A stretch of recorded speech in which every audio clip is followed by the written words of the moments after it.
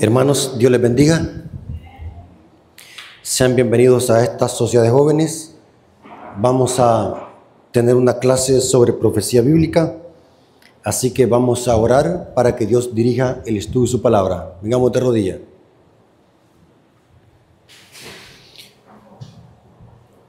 Padre nuestro que estás en el cielo, alabado sea tu nombre. Gracias porque permite que tu pueblo pueda congregarse para poder conocer más tu palabra, las profecías, de una manera profunda.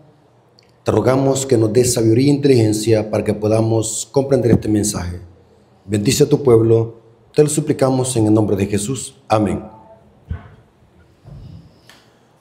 Ok, hermanos, es importante que a la hora de estudiar las profecías bíblicas usemos el principio: la Biblia se explica sola. El libro de Apocalipsis tiene más de 1000 referencias que provienen del Antiguo Testamento. O sea, si queremos entender la simbología apocalíptica, tenemos que conocer las referencias de dónde provienen esos símbolos. Por ejemplo, el símbolo de mujer, ¿qué simboliza en profecía? ¿Qué simboliza una mujer en profecía? Es importante comprender de que una mujer literal nunca se usa para representar en profecía a otra mujer literal. Se usa una mujer literal para representar un símbolo. Eso significa el símbolo apocalíptico. ¿Qué simboliza una mujer en profecía? Cuando se habla bien de esa mujer, representa a la verdadera iglesia. Cuando se habla mal de una mujer en profecía, representa una iglesia apóstata. Por ejemplo, en Apocalipsis 12 tenemos una mujer pura, una mujer vestida de sol, mientras que en Apocalipsis 17 tenemos otra mujer, una mujer ramera. Ahora, no podemos pensar de que esto es algo literal, porque si tomamos literal los símbolos, caemos en tremendas contradicciones, como por ejemplo, dice Apocalipsis 17 que hay una mujer sentada sobre muchas aguas. Pregunto, ¿se puede una mujer sentar sobre una piscina de agua? ¿Se puede una mujer sentar en el agua del mar y no hundirse? Es ilógico eso. Estamos tratando en lenguaje simbólico. Cuando Apocalipsis 17 dice que una mujer ramera está sentada sobre muchas aguas, representa de que esta iglesia controla a las aguas que simbolizan muchedumbres, naciones y lengua. Todo es simbólico. Inclusive, en los 20 años que tengo de estar estudiando profecía apocalíptica, he llegado a la conclusión que un aproximado de un 85% de Apocalipsis es terminología simbólica y un 15% es terminología literal. Hay cosas literales en Apocalipsis y la mayoría son cosas simbólicas. Y esa conclusión he llegado dependiendo del contexto en que se diga el símbolo, la frase o el quiasmo. Ahora, vamos a analizar la mujer de Apocalipsis 12. Saben, hoy más que nunca, hermanos, los católicos están estudiando la Biblia. Hubo un tiempo donde los católicos conocían solamente el misal y el catecismo, y hoy ellos están conociendo la Biblia. La pregunta es: ¿por qué un tiempo los católicos no estudiaban la Biblia y hoy por qué la estudian? La respuesta es sencilla: porque el protestantismo está levantándose con más fuerza y mucha gente está saliendo de la Iglesia Católica. La Iglesia Católica pierde millones de miembros cada año. ¿Por qué? Porque cada día la gente va conociendo la verdad y va saliendo de este sistema que cuando estudiamos la Biblia vamos a ver de que la Iglesia Católica ni le podemos llamar iglesia, simplemente es un sistema político y religioso. No es ninguna iglesia. Entonces la gente, cuando viene a conocer la verdad bíblica, saben de que permanecer en la Iglesia Católica es permanecer en un engaño. Hablamos del sistema, aunque la mayoría de hijos de Dios está allí en ese sistema. Pero ¿por qué digo esto? Hoy más que nunca los católicos se están estudiando. Están estudiando, hermanos, y hoy saben defenderse. Hoy los católicos estudian más la Biblia. Por eso es que yo siempre he dicho, cuando vayamos a hacer obra misionera, hay que estudiar, hermano. Yo siempre le he dicho, el estudiar no me hace más que otro, ni tampoco por estudiar nadie se salva. Yo siempre le he dicho que el estudiar la Biblia, eso me sirve para que no sea fácilmente engañado y para que el diablo no me eche tan fácil a la bolsa. Porque una persona que no estudie es fácilmente llevada por cualquier viento de doctrina.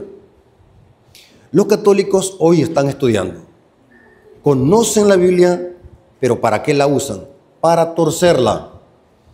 Saben de que cuando iniciaba la Iglesia del Milagro, yo bien me acuerdo que fui a tener una campaña allí en una casa, ¿se acuerdan, hermano?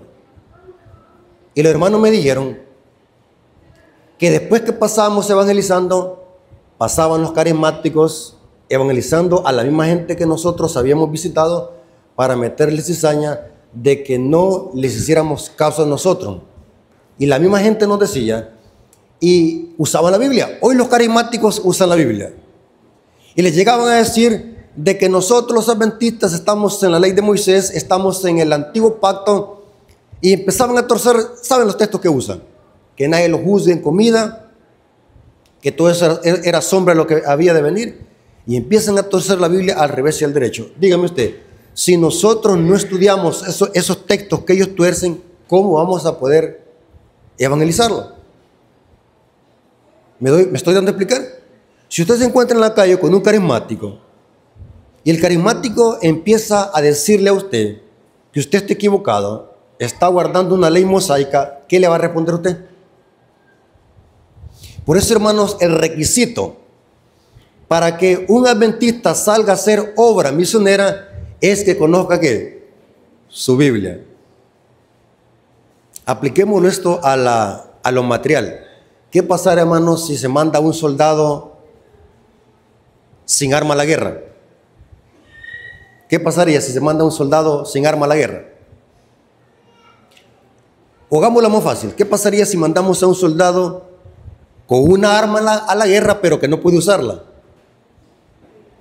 ¿Qué pasaría? Hay dos cosas. Se la quitan y lo matan con ella misma o se mata él solo.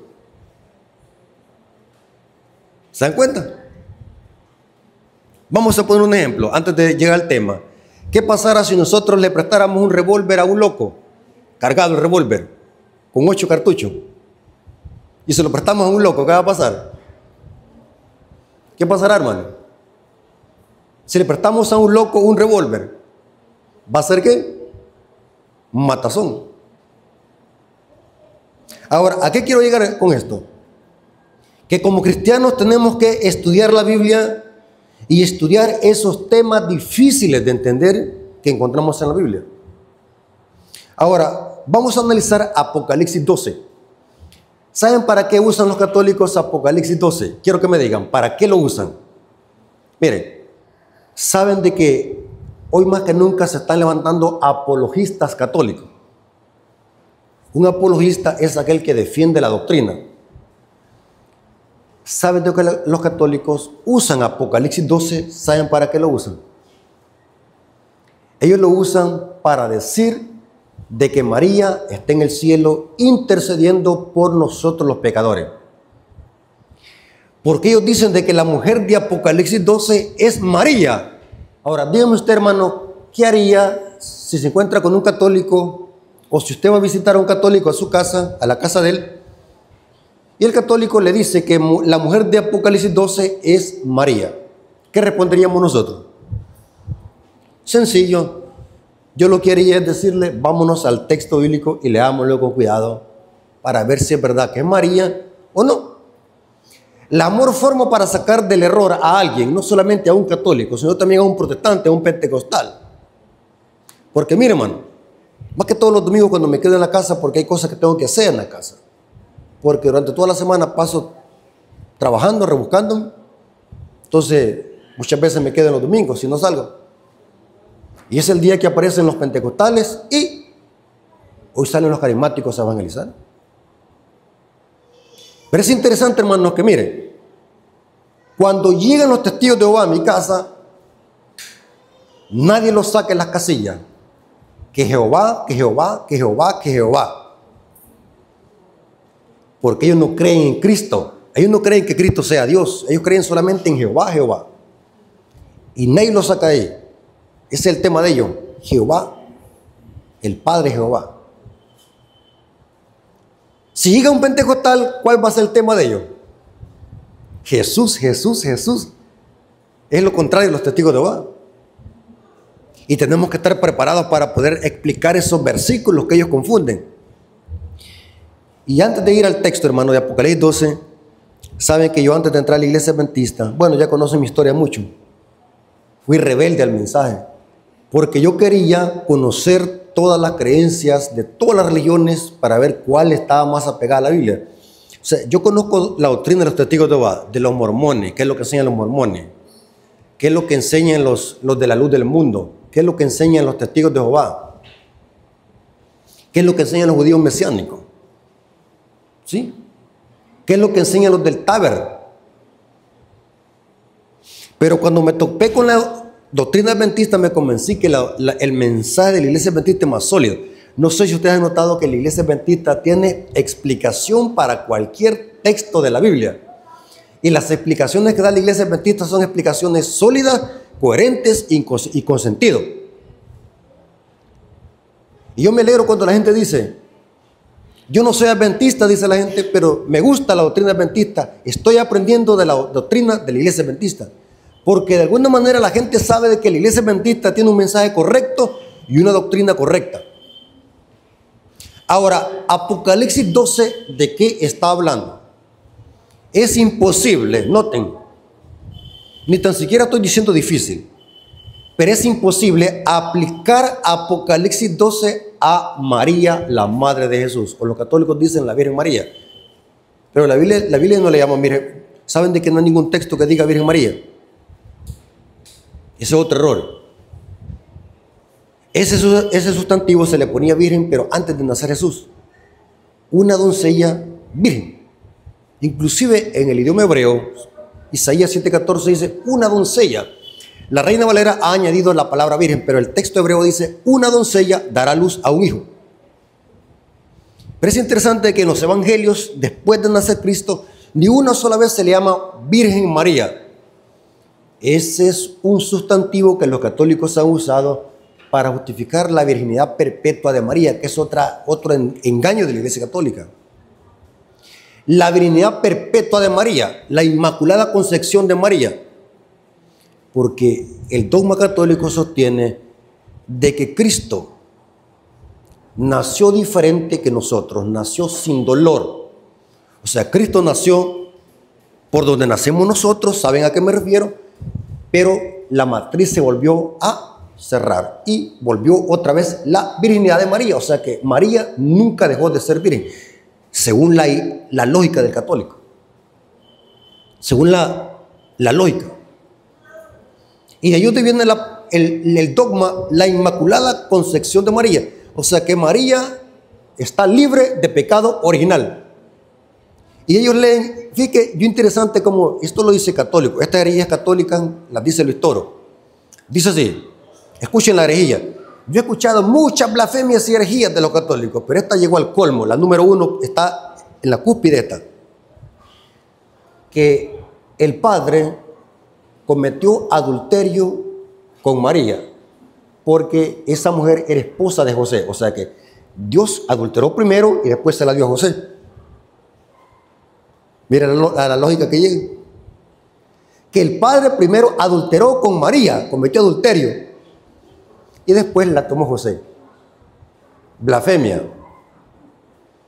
Y todo por defender la Inmaculada Concepción de María. ¿Y saben de qué este es uno de los principales dogmas de la Iglesia Católica? La Inmaculada Concepción de María. Dicen ellos que Romanos 3:23 dice, donde dice, por cuanto todos pecaron, están destituidos de la gloria de Dios. Ellos dicen, excepto María. Le ponen ahí, excepto María. O sea que para el católico, María nunca pecó. Es inmaculada igual que Cristo. Tremenda blasfemia. Ahora, pero ¿cómo poder demostrarle a un católico que Apocalipsis 12 no habla de la Virgen María? Más aún, escuchen, saben de que las iglesias protestantes, entre ellos los pentecostales, los evangélicos en general, tienen otro concepto de Apocalipsis 12. ¿Saben qué es lo que dicen? Que Apocalipsis 12, en su entereza, todo el capítulo es el pueblo de Israel. Noten, los católicos dicen la Virgen María, la mujer de Apocalipsis 12, mientras que los evangélicos dicen el pueblo de Israel. Esa mujer es Israel. Ahora, los evangélicos tienen en parte razón. Noten como dije, tienen en parte, pero no la tienen completa la verdad. ¿Por qué? Porque Apocalipsis 12 representa al pueblo de Dios desde Génesis hasta Apocalipsis. O sea que lo que hace Apocalipsis 12 es resumir toda la historia de la iglesia desde los días de Génesis hasta el fin. Podemos decir de que el libro de Apocalipsis 12 o el capítulo 12 de Apocalipsis es toda la Biblia comprimida. Se usa el símbolo de mujer para hablar del pueblo de Dios durante toda la historia, comenzando desde Génesis con Israel y terminando con la iglesia remanente. ¿Saben de dónde sacan el concepto los protestantes de que la mujer de Apocalipsis 12 es Israel? Porque ellos creen en el dispensacionalismo. Ellos creen de que Dios tiene dos esposas. Una es Israel y la otra es la iglesia. Para ellos hay dos pueblos. Por eso es que dicen ellos, aquí no se incluye la iglesia en Apocalipsis 12. Aquí es el pueblo de Israel. Esa mujer que guarda los mandamientos es Israel. ¿Saben de que los protestantes, mire qué interesante, los protestantes están de acuerdo que aquí cuando dice que el dragón se llenó de ira contra la mujer que guarda los mandamientos, ellos están conscientes que ahí se habla del sábado. Pero ellos dicen, eso se aplica a Israel porque es Israel que debe de guardar el sábado. El sábado solamente fue dado a Israel. Mientras que los evangélicos son diferentes que los católicos. Los católicos sostienen de que es cierto que ahí se habla que esta mujer guarda los mandamientos, pero es bien diferente como lo interpreta a los evangélicos. Ellos dicen de que ahí se refiere a los mandamientos de Cristo, no a los mandamientos del antiguo pacto. ¿Notaron la diferencia? Ahora, vámonos a Apocalipsis 12. Apocalipsis 12, versículo 1 al 2 dice: apareció en el cielo una gran señal, una mujer vestida de sol con la luna debajo de sus pies. Noten que la mujer no está parada en la luna, sino que dice la luna debajo de ¿qué? De sus pies. Pregunto, ¿esto es lenguaje literal o simbólico? ¿Creen ustedes de que una mujer puede pararse en la luna? ¿O una luna puede estar debajo de una mujer? Esto es lenguaje simbólico. Y aquí dice una mujer vestida de sol. ¿Alguien se puede vestir de sol? ¿Ustedes creen que esto es literal? ¿Vestirse de sol? ¿Existe algún vestido de sol? Esto es lenguaje simbólico. Y sobre su cabeza una corona de 12 estrellas. 12 estrellas. Estaba encinta, clamando con dolores de parto en la angustia de su alumbramiento. O sea, ¿cómo está esta mujer? Embarazada. ¿Está por qué? Por dar a luz. ¿Y a quién va a dar a luz? Dice Apocalipsis 12:5 que iba a dar a luz a un hijo varón. Escuchen, miren hermano, cuando leemos profecía bíblica tenemos que leerla despacio. ¿Acaso no basta con decir y la mujer tuvo un hijo? Porque por lógica se sabe que si es un hijo es que es varón. Porque yo no conozco un hijo que sea hembra. ¿Entienden lo que quiero decir? Por ejemplo, si usted dice yo tengo una hija, no necesita decir tengo una hija mujer, porque se entiende que es una hija porque su hija es mujer. ¿Me doy a entender? Pero aquí vemos algo interesante que dice, y la mujer dio a luz a un hijo varón, se repite. Ahora, ¿creen ustedes de que esto tiene su significado? La mujer dio a luz a un hijo varón, que regirá con vara de hierro a todas las naciones, y su hijo fue arrebatado para Dios y para su trono. Noten que la mujer dio a luz a un hijo varón. Hijo varón. No es una hija. Tiene un único hijo. Hijo varón. Ahora, ¿saben de dónde viene esta referencia? Esta referencia viene de un lugar. ¿Saben de dónde viene? De Génesis 3:15. Génesis 3:15 dice, esta es la primera profecía mesiánica. Los padres de la iglesia consideraban esto como el protoevangelio. La primera mención del evangelio la encontramos en Génesis 3:15. Noten que en Génesis 3:15 es la Biblia comprimida. Solo en un versículo está el conflicto entre el bien y el mal. Solamente en un versículo. Y en ese versículo se habla el por qué es esta enemistad. Lo que hace Apocalipsis 12 es ampliar Génesis 3:15. ¿Me doy a entender? Apocalipsis 12 lo que hace es ampliar el versículo de Génesis 3:15. Y noten cómo dice, y pondré enemistad entre ti y la mujer. Pregunto, estas palabras, ¿Dios a quién se las está diciendo? En el jardín del Edén. ¿A quién? A la serpiente. ¿Qué sería quién? El diablo. Y pondré enemistad entre ti, o sea, la serpiente y la mujer. Noten que iba a haber una enemistad entre la serpiente y la mujer. Entre tu simiente y la simiente suya. Noten que iba a haber también una enemistad entre ¿quién? Entre la simiente de la serpiente y la simiente de la mujer. Y noten en este conflicto o en esta enemistad qué es lo que iba a pasar. Esta te herirá la cabeza y tú le herirás en el calcañal. Noten que la simiente de la serpiente le iba a morder a la simiente de la mujer, ¿el qué? El talón. Pero en este conflicto, la simiente de la mujer le iba a aplastar ¿qué? Le iba a herir ¿qué? La cabeza a la serpiente. Noten que vemos una enemistad entre el diablo y la mujer, y vemos una enemistad entre dos simientes. La pregunta es, el texto de Génesis 3:15 no dice explícitamente el por qué es esa enemistad. Pero cuando nos vamos a Apocalipsis 12:17, ahí se nos dice por qué es esa enemistad. Y es ¿por qué? Por los mandamientos. O sea, este conflicto entre el bien y el mal es por los mandamientos. La guerra es por los mandamientos. Hay una simiente de la mujer, una simiente de la serpiente. Ahora la pregunta es, ¿quién es la simiente de la mujer? Vimos Apocalipsis 12:5 que es un hijo varón. ¿Saben de que hay teólogos católicos? Teólogos católicos me refiero a gente preparada de la Iglesia Católica. No me refiero al católico común que no lee ni estudia. Estoy hablando de teólogos católicos, jesuitas y teólogos católicos.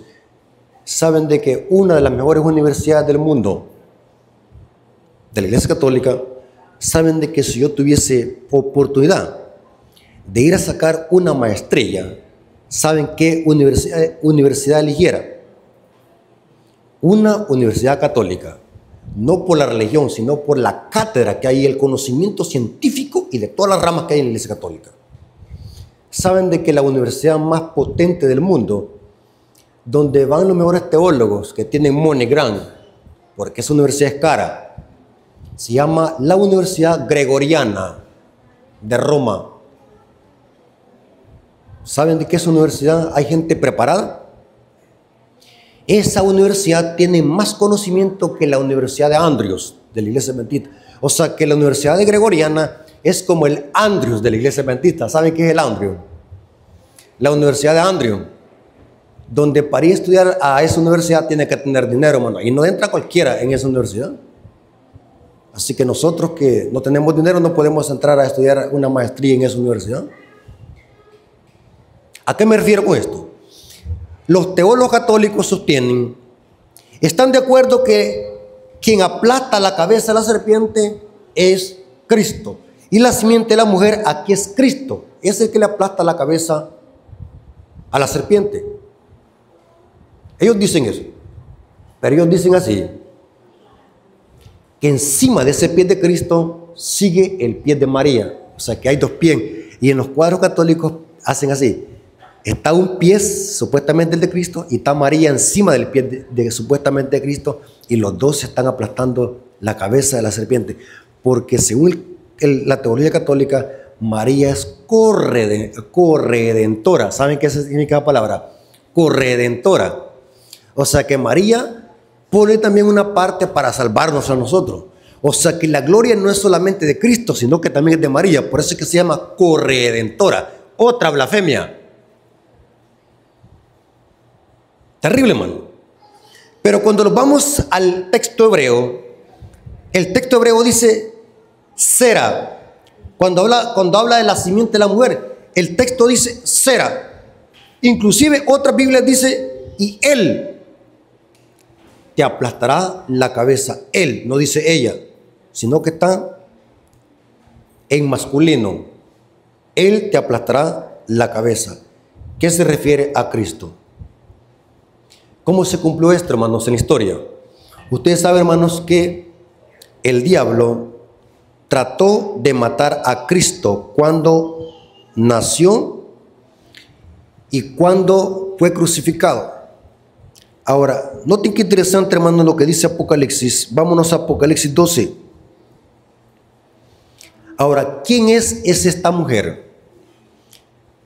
En los versículos 1 al 2 de Apocalipsis 12, esta mujer representa a Israel. Es Israel. En los primeros versículos es Israel. Porque Cristo nació, ¿de dónde? Del linaje santo de Israel. Esa mujer allí representa a Israel. Las dos estrellas, ¿a quién representa? ¿De cuántas tribus estaba compuesto el pueblo de Israel? 12. Pero dice que esta mujer está encinta. O sea, vemos aquí la etapa del pueblo de Israel, del Antiguo Testamento, porque Cristo aún no ha nacido. La mujer está por dar a luz, o sea, Cristo aún no ha nacido.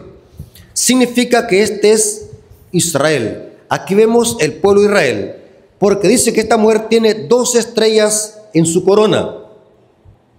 Ahora, esta referencia viene de Génesis 37:9. Noten cómo dice Génesis 37:9. Soñó aún otro sueño, hablando de José. Noten el sueño que soñó José. Soñó aún otro sueño y lo contó a sus hermanos, diciendo: he aquí que he soñado otro sueño, y aquí que el sol y la luna y 11 estrellas se inclinaban a mí. Dice que en el versículo siguiente se enojaron los padres. ¿Por qué es lo que dijeron? Estás diciendo que vamos a adorarte a ti, vamos a ir tipo como a darte alguna especie de culto. Pero José allí simbolizaba a Cristo. Pero en ese caso José era una estrella, porque los 11 hermanos eran 11 estrellas, más él, que también era hijo de Jacob, formaban ¿cuántas estrellas? 12. Esas 12 estrellas de la corona de la mujer representan las 12 tribus de Israel. Por eso es que Apocalipsis 12, versículo 1 al 2, debe de interpretarse desde la perspectiva de Israel del Antiguo Testamento, porque Cristo nació del linaje santo de Israel, no nació del linaje impío de Israel, porque dentro del pueblo de Israel habían dos linajes. el linaje santo y el linaje impío. Pero Cristo vino de un linaje santo, de una genealogía según la carne santa. ¿Dónde dice eso? Romanos 9:5. Romanos 9:5 dice: de quienes son los patriarcas, de los cuales según la carne vino Cristo, el cual es Dios sobre todas las cosas, bendito por los siglos. Amén. Pregunto, ¿de qué linaje vino Cristo según la carne? Aquí dice Pablo, de los patriarcas, de los cuales según la carne vino Cristo. Dígame un nombre de un patriarca. Dígame un nombre de un patriarca de Israel. Abraham. Otro, Jacob, Isaac. Pregunto, ¿Cristo vino del linaje santo de Abraham? ¿Cómo se le llamaba a Cristo en su ministerio? Jesús, ¿hijo qué? De Abraham. Dígame también cómo le llamaban a Cristo, aparte de llamarle hijo de hombre, porque inclusive el término hijo de hombre, saben de que era un término apocalíptico. El primer profeta que le aplicó el término hijo de hombre a Cristo, el Mesías, fue ¿cuál profeta? Daniel. Porque el término hijo de hombre se le aplicaban a los profetas, tú hijo de hombre, pero no eran Mesías los profetas. Mientras que Daniel le aplica el término hijo de hombre al Mesías. O sea, Cristo cuando dijo el hijo del hombre, más de 30 veces Cristo usó el término hijo de hombre en los evangelios. Porque Cristo estaba haciendo alusión ¿a qué? A Daniel capítulo 7. Fíjense, hermano, que yo me lleno de impacto de que muchos hermanos dicen, hermanos, hay que predicar el evangelio. Eso de estudiar profecías, eso no me salva. Ya me han dicho hermanos así, hay que ser sincero. ¿Usted por qué se desgasta, hermano, tanto hablando de profecía del santuario? Eso no lo va a salvar a nosotros. Hable del amor de Cristo, hable del evangelio. Ya me lo han dicho a mí. Pero saben, hermanos, que predicar el evangelio es predicar profecía. ¿Cuántos sabían eso? Quiero que levanten la mano. ¿Cuántos sabían de que predicar profecía es predicar evangelio? Saben de que Cristo muchas veces hizo alusión a profecía. Lo que pasa es que no estudiamos. Pero este término hijo de hombre, Cristo se lo aplicó ¿qué? Era una referencia del libro de Daniel, el hijo del hombre. Era una profecía mesiánica. Pero ¿qué otros títulos le daban a Cristo? Aparte de llamarle hijo de hombre, aparte de llamarle hijo de Abraham, ¿qué otro título le voy a dar una pista? ¿Qué hombre fue que cuando iba pasando Cristo tiró la capa? Muy fácil se las puse, ¿no? Y empezó a gritar cuando pasaba Cristo por cerca de él. ¿Y cómo decía? Jesucristo, ¿hijo de qué? Y como 3 veces repitió y gritaba, hijo de David. Pero ¿por qué le decían a Cristo hijo de David? Porque había una profecía que el Mesías iba a venir ¿de qué? De la descendencia de David. ¿Y quién era David? ¿Quién era David? Un rey. ¿Y quiénes venían? ¿De qué tribu venían los reyes? ¿De qué tribu? Salomón, David, Manasés, todos esos reyes de Israel. ¿De qué tribu venían los reyes? ¿De quién? De Judá. ¿Cómo se le llama en Apocalipsis 5 a Cristo? ¿El león de la tribu de qué? Porque Cristo es rey. Es rey. Y por eso es que a Cristo se le llama hijo de David, hijo de Abraham. Porque Cristo vino de un linaje santo de Israel, de los patriarcas, dice Pablo. Se lo voy a demostrar. Mateo 1:1. Mateo 1:1 dice: libro de genealogía de Jesucristo, hijo de David, ¿hijo de qué? Abraham. Noten, hijo de David, hijo de Abraham. Ahora, noten Apocalipsis 22:16 como dice: Apocalipsis 22:16. ¿Lo tienen conmigo? Apocalipsis 22:16. Yo, Jesús, he enviado mi ángel para dar los testimonios de estas cosas en las iglesias. Yo soy, noten cómo dice Cristo, yo soy la raíz y el linaje de David. Mire qué interesante. ¿Cómo yo puedo ser padre de mi hijo y al mismo tiempo ser hijo de mi hijo? Algo confuso esto, ¿verdad que es confuso? Pero eso enseña el texto. Yo soy la raíz. O sea, Cristo es que es el padre de David, la raíz. Pero al mismo tiempo es hijo de David. ¿Cómo así? Les explico. Cristo como Dios es la raíz de David, como padre, como creador, pero es hijo de David como hombre. Cristo como hombre es hijo de David, pero como Dios es raíz de David. Lo mismo podemos aplicar a Abraham. ¿Saben de que Cristo dijo, antes que Abraham fuese, yo soy? ¿Qué está diciendo Cristo ahí? Yo soy el que soy. Yo soy el padre de Abraham. Yo soy el que se le apareció a Moisés en la zarza ardiente. Pero a Cristo se le llama hijo de Abraham, según la carne. Cristo es antes que Abraham como Dios, pero es hijo de Abraham como hombre. Apliquemos esto hoy a María. Biológicamente, ¿qué es María de Jesús? Biológicamente, ¿qué? Madre. Pero como Dios, ¿qué es Cristo de María? Su padre, el creador. Dígame usted, ¿quién creó a María? ¿Quién la hizo? El mismo Cristo que más tarde como hombre iba a ser su hijo. Por eso es que cuando vemos Apocalipsis 12, estamos divisando a Israel. En los primeros versículos de Apocalipsis 12 vemos a Israel, porque Cristo nació del linaje santo de Israel. Noten que no nació de un linaje corrupto. ¿Saben de que en el pueblo de Israel había un linaje corrupto también? ¿Se acuerdan de que quién sustituyó a Abel después de que murió?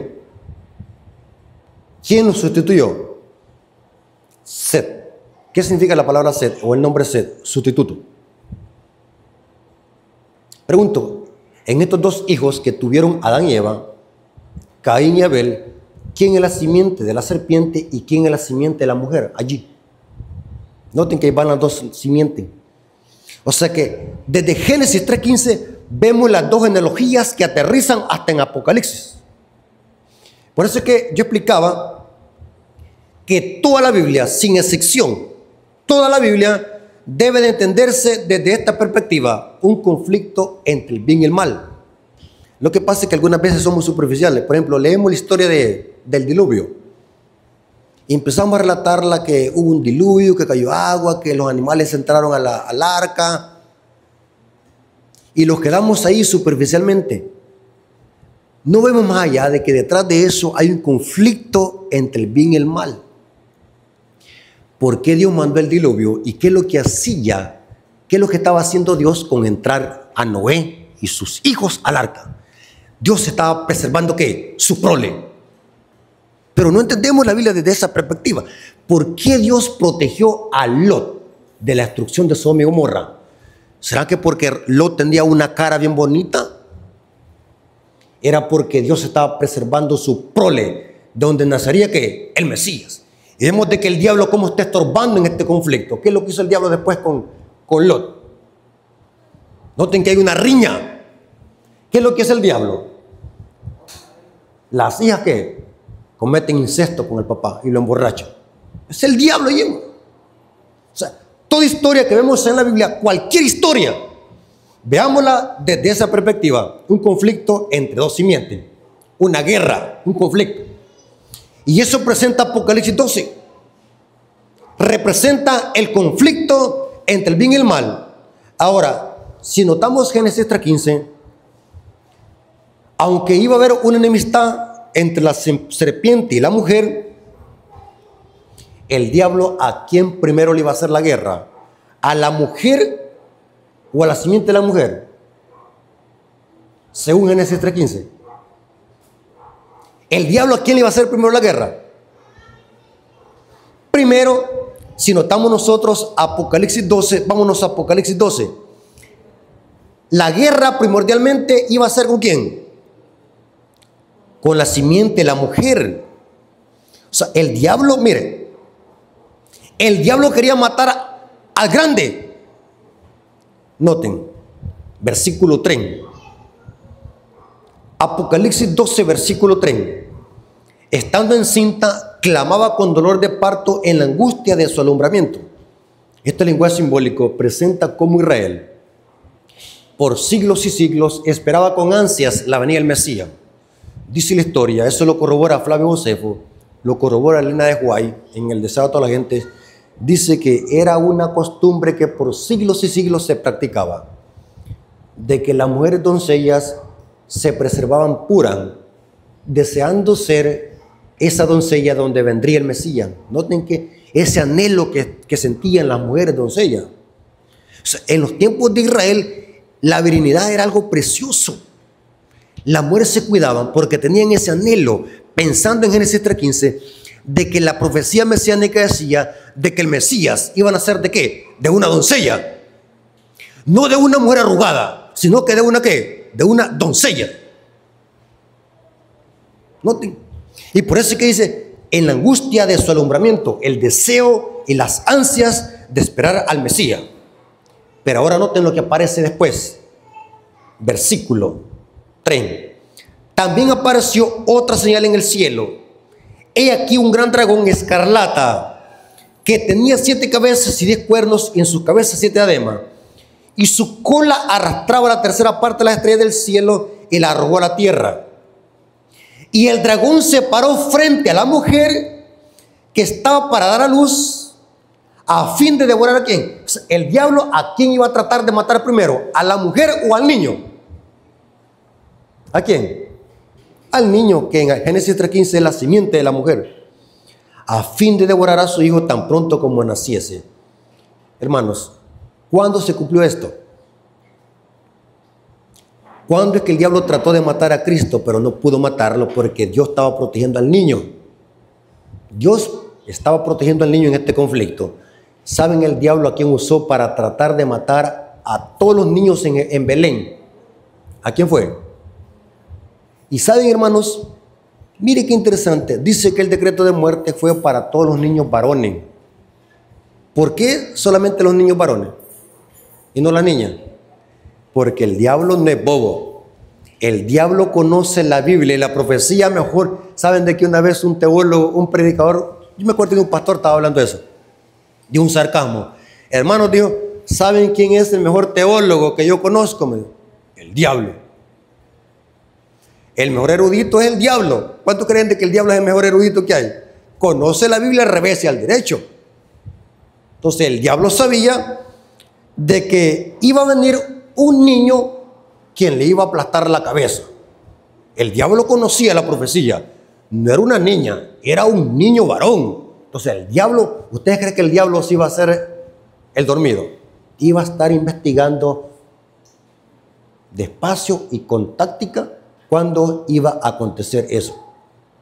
¿Y saben qué es lo que dice el Espíritu de Profecía? Dice el Espíritu de Profecía.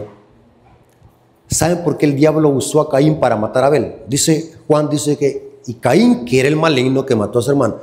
¿Saben, hermanos? Nosotros adventistas tenemos un conocimiento más profundo de la profecía. Los evangélicos no conocen esto. Esto que les estoy predicando no lo conocen los evangélicos. Se quedan en la luna. Hace poco platiqué con un pastor pentecostal y le hablé de profecía bíblica. Se quedó con la boca abierta. Me dice, esto no lo conocía yo. La gente no conoce estos temas. Escuchen. ¿Por qué creen de que el diablo usó a Caín para matar a Abel?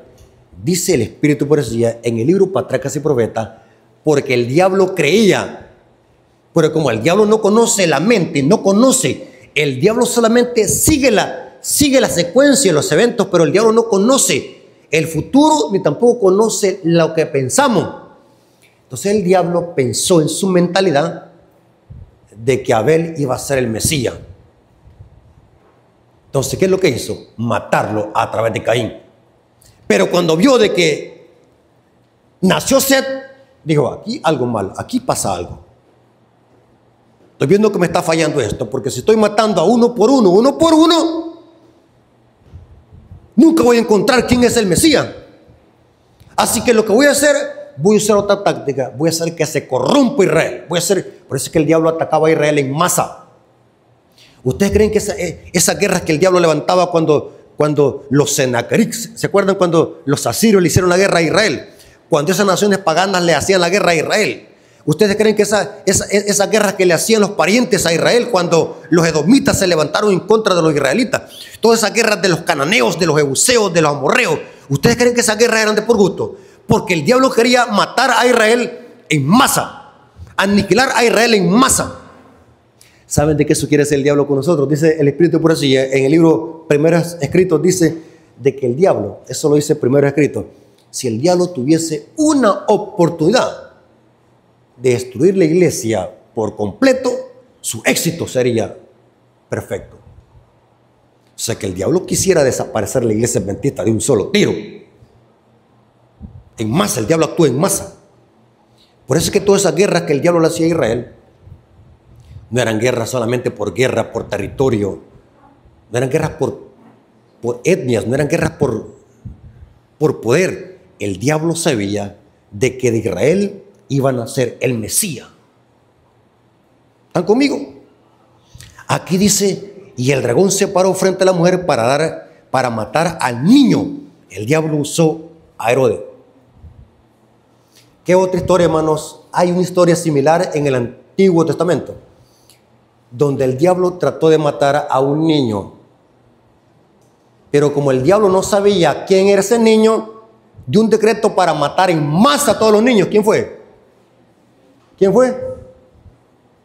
Fue Faraón. Dio un decreto para matar también a todos los niños varones. Pero no niños de los egipcios. ¿Saben cuáles niños dio el decreto?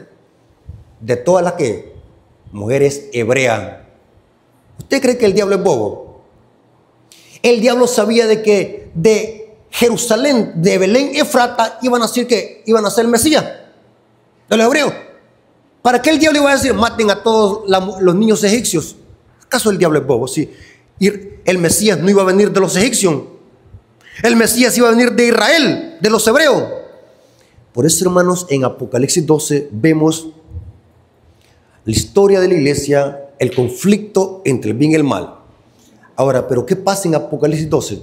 El diablo, al ver que no pudo matar al niño, porque el niño fue llevado al trono de su padre, ahora el diablo hace un plan B. ¿Cuál es? ¿Se lanza contra quién?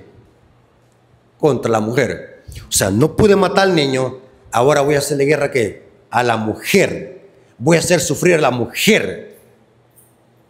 Y como el padre sabe de que ama a su mujer, entonces el diablo dice, voy a hacerle daño a la mujer para hacer sufrir al marido. ¿Han visto ustedes esas películas? Donde no pueden con el macizo. ¿Qué es lo que hace la mafia? ¿Van a capturar a quién? ¿Ah? A la mujer. Sí. Sí, hermano, ¿ustedes creen, aunque le dé risa? Todas las películas de Hollywood son sacadas de la Biblia. Todas son sacadas de la Biblia. Lo que pasa es que no analizamos eso. Siempre llevan un mensaje subliminal. Siempre llevan un mensaje subliminal. Ahora, la pregunta es, en Apocalipsis 12, ¿qué es lo que encontramos? El conflicto entre el bien y el mal desde Génesis hasta Apocalipsis.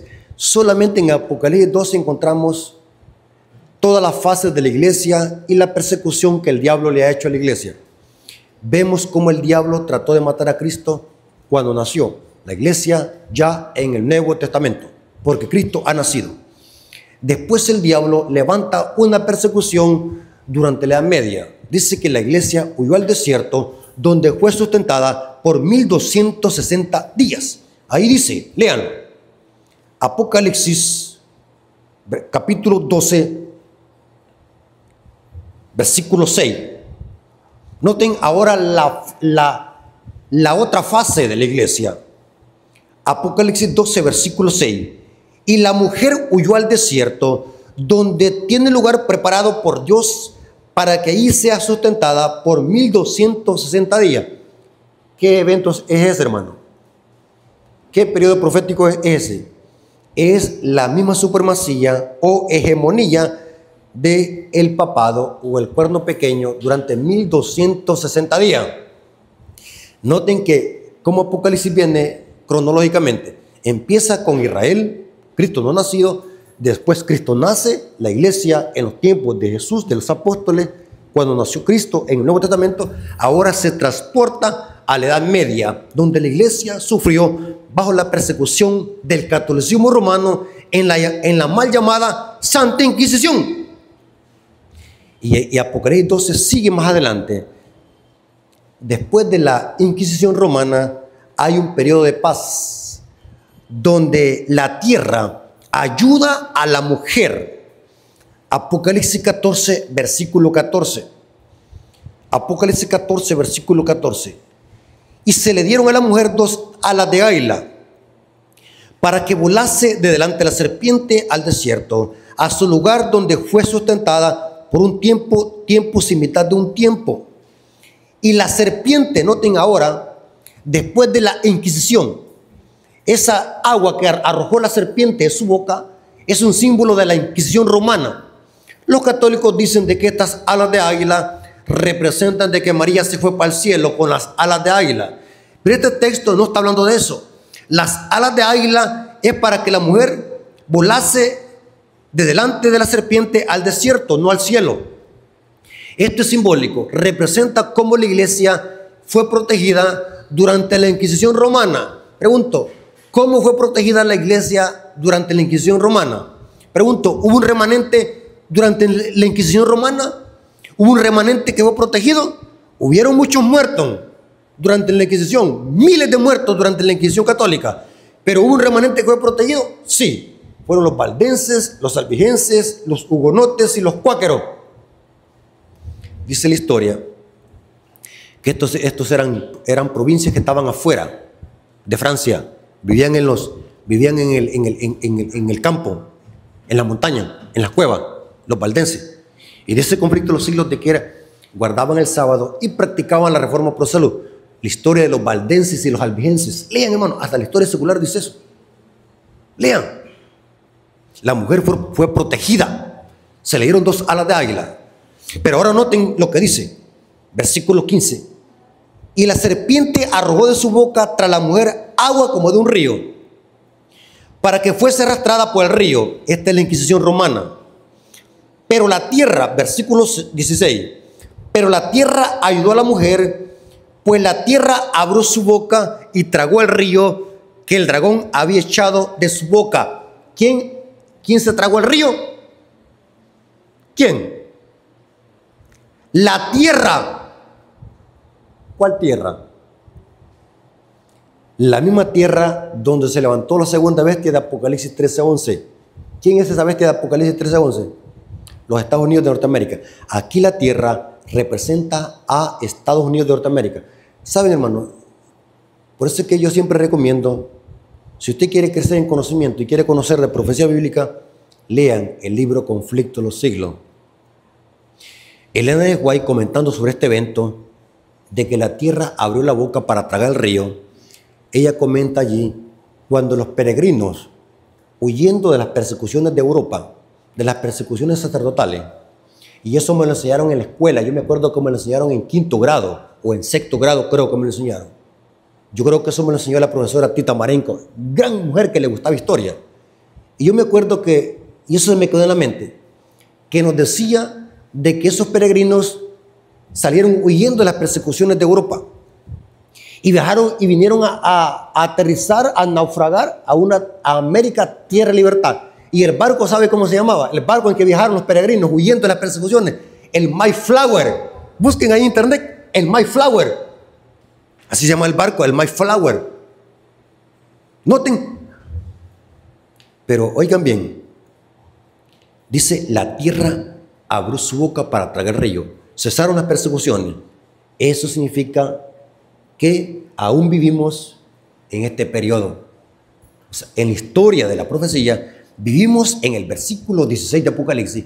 ¿Por qué? Porque la tierra abrió su boca para tragar el río que arrojó la serpiente de su boca. ¿Qué significa? Que estamos en tiempo de libertad y paz porque la tierra nos ayudó para que terminaran las persecuciones y hubiese libertad civil y religiosa. O sea, vivimos en este tiempo de la tierra que ayudó a la mujer. Pero saben, hermanos, que no queda ahí Apocalipsis, hay un versículo 17. Noten con qué termina el conflicto entre el bien y el mal. El conflicto entre el bien y el mal aterriza ¿en qué? Y el dragón, o sea que va a haber qué. El dragón no se quedó con los brazos cruzados viendo que la tierra se traga el río. El dragón se levanta con más fuerza. ¿Qué significa eso, hermano? Eso ya lo hemos explicado. ¿Que va a haber qué? ¿Otra qué? Otra persecución. Y algunas veces uno no quisiera hablar de persecución. Eso da miedo, mis hermanos. ¿Por qué hablamos de persecución? La Biblia lo dice. Va a haber una persecución. Y el dragón se llenó de ira contra la mujer. Otra vez, otro intento. Y el dragón se llenó de ira contra la mujer. Y se fue a hacer guerra contra el resto. Esta palabra resto es loipos. El restante o lo que sobra. El residuo. ¿Quiénes son estos? Los que guardan los mandamientos. Y aquí termino con este versículo, hermano. La gente hoy en día se hace pelota buscando la iglesia verdadera. En las redes sociales, cada quien defendiendo su iglesia. Evangélicos por un lado defendiendo su iglesia, pentecostales por otro lado defendiendo su iglesia, católicos defendiendo su iglesia. La gente se confunde porque hay tantas iglesias y tantas religiones. Pero si la gente leyera la Biblia con humildad, supieran cuál es la iglesia remanente y cuál es la iglesia verdadera a la cual el diablo le va a hacer la guerra. ¿Cuáles son las dos características de este remanente? Guardan los mandamientos y tienen que el testimonio de Jesús. Saben que esas características cuadran solamente con una iglesia. ¿Cuál es? Un hermano me dijo: usted, hermano Rafael Díaz, es muy orgulloso, muy arrogante porque dice usted la iglesia adventista es la única iglesia verdadera. No, nosotros no hemos dicho eso. La iglesia adventista no es la única que se va a salvar. ¿Saben eso, hermano? ¿Saben de que los adventistas somos los únicos que creemos eso? La iglesia católica dice: fuera de la iglesia católica no hay salvación. Los adventistas no creemos eso. ¿Saben de que nosotros creemos de que la mayoría de Dios está allá donde? En Babilonia. O sea, Dios tiene una iglesia visible y una invisible en Babilonia. Cuando decimos que la iglesia adventista es la iglesia verdadera, estamos diciendo por mensaje. Es la única iglesia que tiene un mensaje completo y que cumple con las características. La iglesia adventista es la única que enseña todos los mandamientos y los guarda. Y también enseña el testimonio de Jesús, que es lo mismo el espíritu de profecía. Por lo tanto, es inconsistente e ilógico pensar de que la mujer de Apocalipsis 12 sea la Virgen María. Está fuera de contexto. Así que, hermanos, Dios les bendiga. Espero que hayamos comprendido de este estudio y que todo haya sido para la honra y gloria de nuestro Dios. Amén.